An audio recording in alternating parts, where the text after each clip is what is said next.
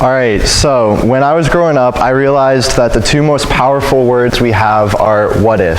These two words are the beginning of every idea, every story, and every invention. The imagination is capable of anything if we just ask simple what if questions. Not too long ago, even J.K. Rowling, who we all know for writing Harry Potter, was in a coffee shop and scribbled down a battle between a bunch of wizards on the back of a napkin. This story started with a what if and turned into an entire universe of its own. My story started with a what if too. I'm going to take you back to the beginning of my writing career real quick. So 7 years ago, I was sitting in Mrs. Stiller's 5th grade language arts class. A lot of my good friends were in that class, like Dougie Norden right there. And we had gotten an interesting homework assignment for the first time ever. And it was to take these 10 vocab words and use them in a story. And of course, I am an amazing student. So I just wrote out, like, you know, your nice average kind of like regular story. And we show up to class and Ms. Stiller has us look for volunteers to read their stories. And of course, Dougie eagerly raises his hand and he tells a story. I don't remember exactly what it was about, but it had something to do with chipmunks and it was fantastic. So this story, it was just a really funny story and like everyone loved it. And so I was like, I gotta step up my game. So me and Dougie actually enjoyed that class and ended up joining the literary magazine at the Tisbury School called Bon Bon. And this was the first time that we had the opportunity to use our creativity to actually write out stories. And it was a great environment for that because there were all kinds of kids, 5 through 8, writing poetry, short stories, some were writing longer stories. And that was when I realized that I really enjoyed writing. But then I got to high school. And high school, there aren't exactly a lot of opportunities to creatively write, at least for underclassmen. And so it was kind of a bummer, so I didn't really do much writing for a while.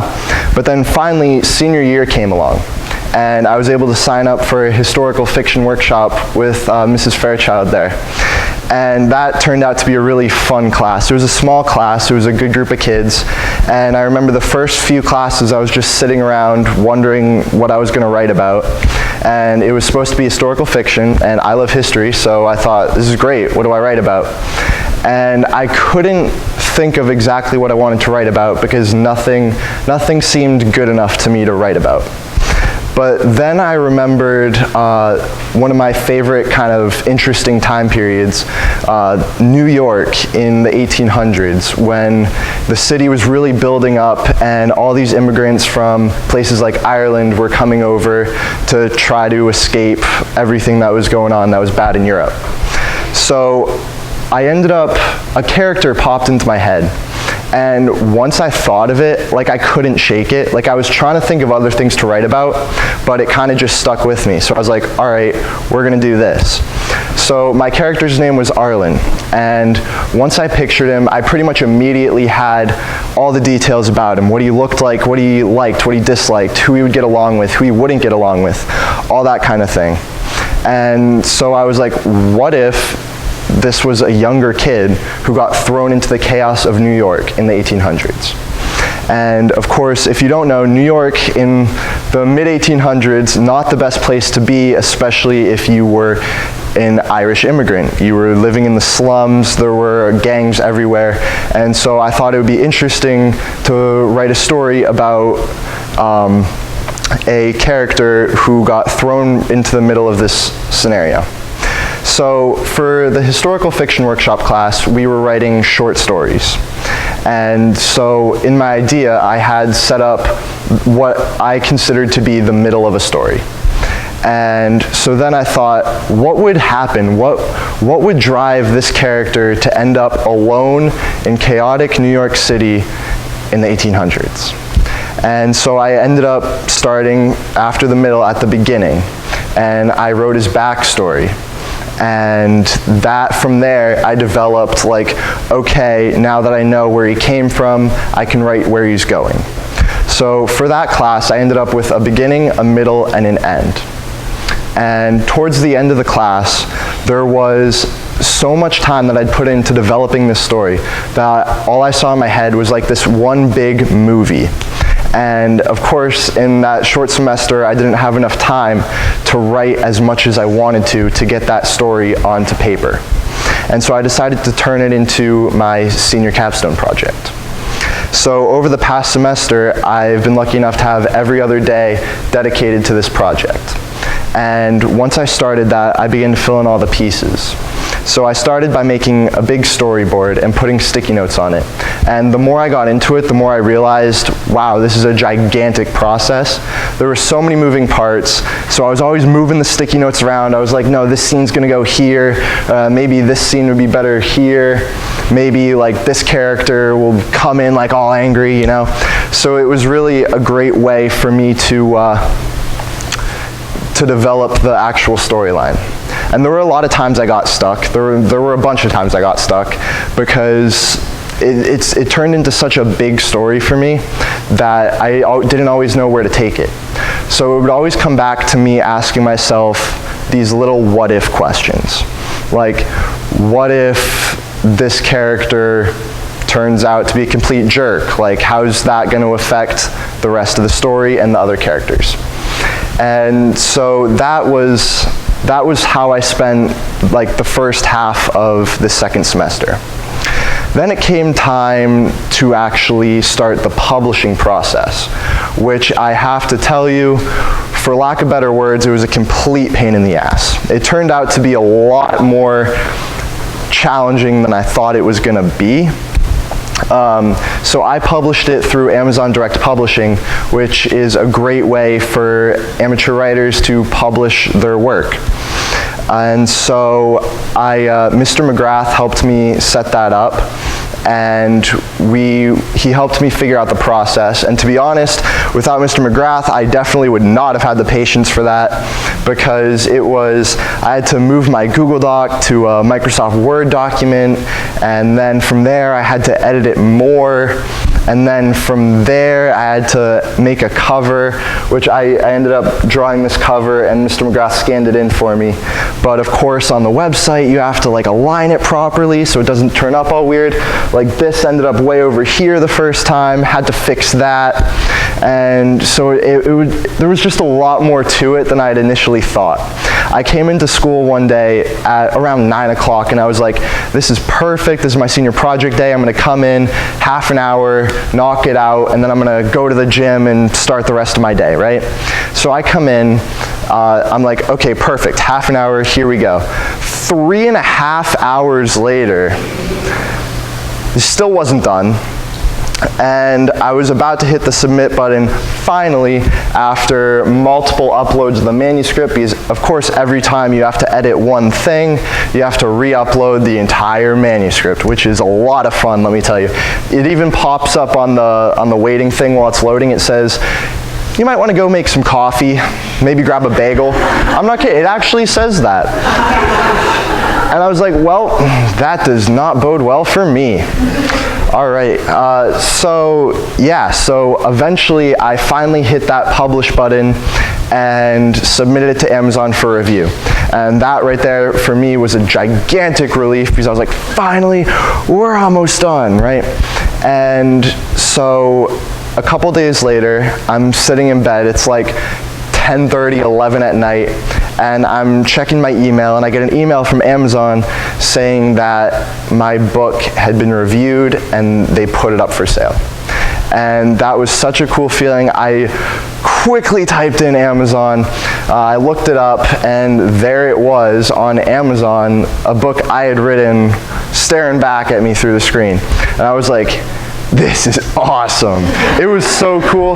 Like it was such a cool feeling for me to be able to look at Amazon, which, you know, I buy a whole ton of useless stuff from, and see a book that I had written as a product that they were now selling and had published.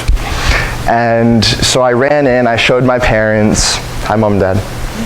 And then I quickly put in an order, and like a week later, my first batch of books came in, and I took it, looked through it, and I was like, this is so cool. It's such a cool feeling for me seeing something I worked so hard on actually as a finished, published product.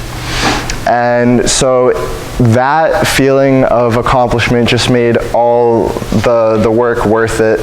I put so many hours into this, and it was totally worth it. It was so cool. Since I was just that little 5th grader writing stupid stories with Dougie, I thought it would be amazing to write a book. And finally, my senior year, with Ms. Fairchild's help, Ms. Ferrone's help, Mr. McGrath's help, I wrote a book. So that was like a little dream come true for me.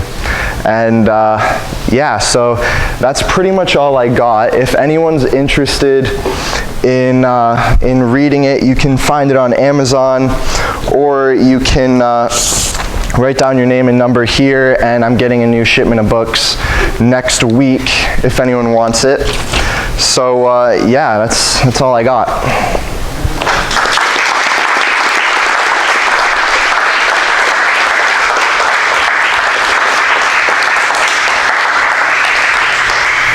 Questions, comments, concerns? Ms. Prada? Congratulations first, and I'm Thank you. curious, after your 3.5-hour frustrating day, did you go to the gym? Oh, I needed to go to the gym, Ms. Prada. I needed to get some frustration out there. That was a long morning, let me tell you. Is this a path you're going to continue down?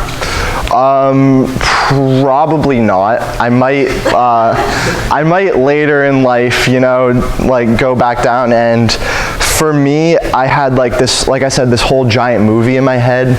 And unfortunately, in some high school like quarter, there's not enough time to put all of that down and get it published. So there's so much more to it that I'd love to have added. And so eventually it might be really cool to finish the story. So yeah, maybe, you never know, if I have the time.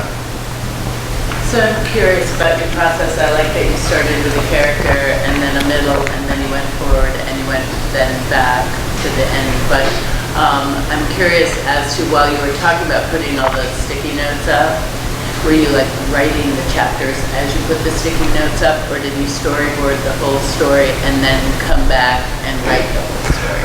What I would do is I would write down like an idea for a character that just popped into my head, or an idea for a scene, or like that kind of like what if I was talking about, like what if this character bursts through the door all mad. That's the kind of stuff I would put on that, and from there I would use that as a reference typing out the scene, and that just helped me to develop all the scenes more. And then you would go to the next scene.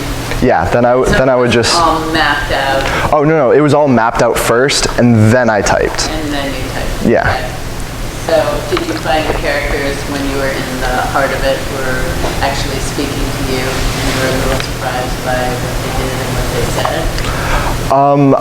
I wouldn't say I was surprised, because I like know all the characters so well in my head, but I would say that writing it, once I developed the characters, I kind of let them tell the story, you know what I mean?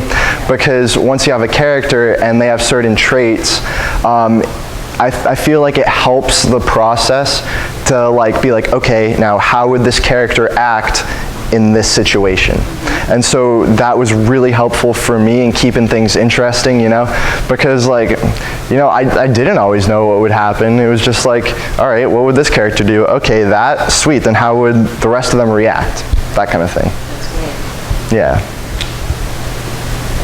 Did you have to do a lot of research about New York in the 1800s, or did you just know?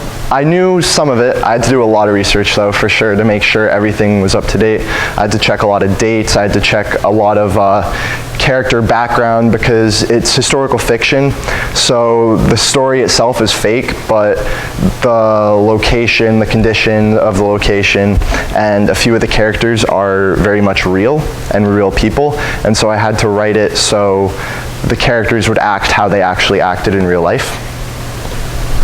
Did you use, as part of your research, any historical fiction novels?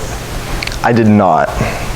I did I had to watch a movie again, because there was a movie that I got a little inspiration from called Gangs of New York.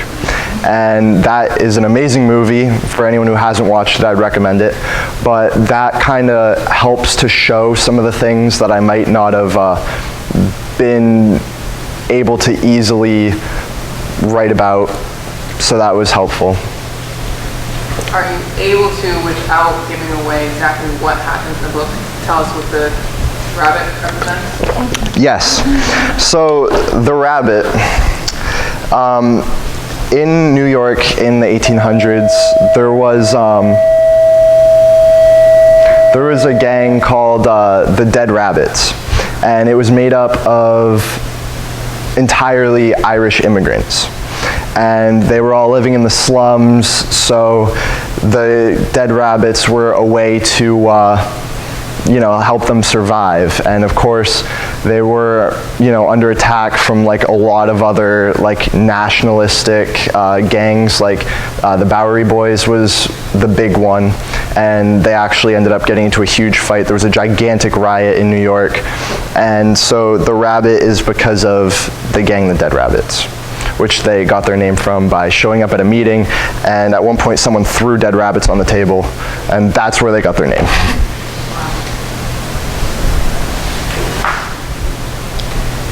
I'm curious, now that you have this tangible book, which is such a big accomplishment, what do you feel is one of the strengths of the story that you wrote, and conversely, what do you feel like is one of the shortcomings of the story that you wrote?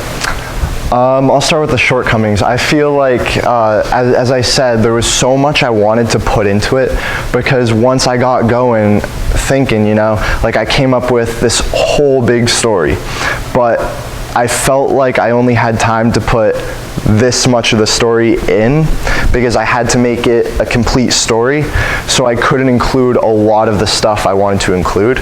Like, to be honest, I probably, if I had a few years, I could have made it like a 1,000-page book, and then maybe it would have been finished. But I made it a complete story just without a lot of the fluff, Okay. So maybe the backstories to certain minor characters aren't in there just because of time constraints and stuff like that. Yeah. Like I would have liked to have added more characters and more scenes in the middle, particularly. And his trip to America, I actually would have liked to make into a whole big thing with like pirates and stuff. That would have been cool. But that's where I wanted to go with it. But I ended up not going into as much as I could have because of the time constraints. What about like the strengths? So I think that I really like my main character. I think that he has an interesting backstory, not the greatest life ever, and I really like him because, I had him first, and he kind of like grew on me, and like I got my whole story based off of him and his backstory. With the main character, do you ever feel like there are parts of you that you put into the main character? Not particularly, because I like to think I've had a pretty good life. This guy's life sucked. Anyone who's like read any of it so far, like, and if you do read it, you'll know it's pretty bad for a while, but yeah. What about his values? What about His values, I'd say some of his values did come from me. Yeah, I don't want to give too much away about the story, but you'll see. Jason, if and when you do another writing project, do you think you'll do something that uses the genre historical fiction? And if so, what is it about, well, just in general, what is it about the genre that you really like? That's a good question. So I think I totally would, because I love history. I love learning about history. And in my opinion, like, I really love the history classes where like the discussion might be about a particular event that happened rather than just like facts from a time period, because to me it's like the little stories that make history so interesting. And so for me to like, I love thinking about all of it. I love thinking about like what happened, like what could have happened that we don't know about. And so of course it would be really cool to write like more historical fiction about like my take on what could have happened in a particular situation or during a particular event. Anyone else? No, I think we're good. Thank you.